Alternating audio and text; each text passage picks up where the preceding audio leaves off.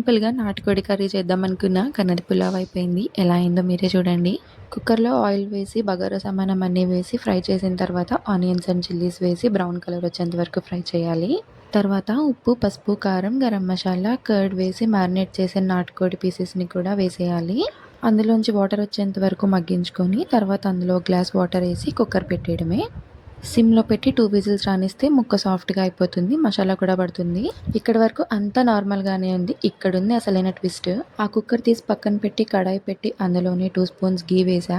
అందులోనే బగారా సామానం, పచ్చిమిర్చి, పుదీనా వేసి అది వేగిన తర్వాత అందులోనే మనం చేసుకున్న కర్రీ కూడా వేసా. అందులోనే బాస్మతి రైస్ వేసి గ్లాస్‌కి గ్లాస్ వాటర్ యాడ్ చేశాను. ఎందుకంటే మన కర్రీలో కూడా వాటర్ ఉంది కదా! ఇప్పుడు టేస్ట్ చూసుకొని salt and garam masala add చేసుకున్నా.